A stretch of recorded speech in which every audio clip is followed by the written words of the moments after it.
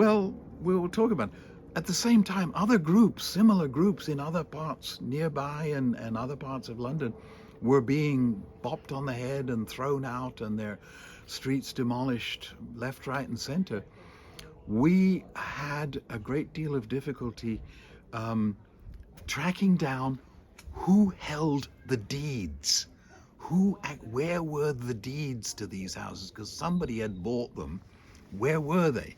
And nobody, couldn't tell us, wouldn't tell us, didn't know, weren't, And we went, Gary and I went to the GLC headquarters, and they said, "Oh, well, try the historical department." And there was these really nice people saying, "Oh, good, yeah, we have an old theater in Hoxton. You can have that, And we're going, "No, we don't want that. We want these houses here in Bethnal Green, and we want to stay here. We want to be here. We don't want any other street, any place." And they kept fobbing us off with things. They said, "Oh, well, try the surveying department." Maybe. Finally, I caught sight of a man that had shown up on the streets every time there was a wrecking to happen, because they would, let's say this house here, the original owners rehoused, compulsory purchased, and at some point late in the game, after they knew there were squatters here, the local council would send a wrecking crew around to smash the toilets, smash the windows, poke holes in the roof, poke holes in the floor, wreck the place, and put corrugated iron on all the entrances and go away. And that would happen regularly. So every time that happened, there'd be one man lurking on the street in a dark navy blue duffel coat and a clipboard. And I would go to him, I'd say, "Who are you? What are you doing here?" And he would scuttle away. He would never speak. He would just go. "We saw that man in GLC headquarters." And I went, "Look, there he is." And he literally turned and ran. And we ran after him through corridors until we trapped him down in the Treasury Department, the Treasurer's Department of the GLC, where the deeds were. He was the man who they're in that cupboard, So once we were able to say, "We know where the deeds are, they're in room, 14C on the 3rd floor, and so is sitting at the desk in front of them," they couldn't say, "Oh, we don't know anything about it anymore." So we had this meeting with George Tremlett, large room, 40 people in the room. We didn't shake hands with him. He didn't touch us. We exchanged eye contact with George Tremlett, and he looked at, it was Gary, myself, and another fine man called Mick Coakley, who is of Irish extraction. He's 2nd generation London Irish, but you can tell looking at him that he's a working man. He's a tall, builder. He's a builder. He's a big, brawny Irish builder. And George Tremlett, when he looked at us, an accountant, an actor, and an Irish worker, he knew we were squatters. He hadn't known we were squatters. We were presenting ourselves as the Grand Union Housing Cooperative.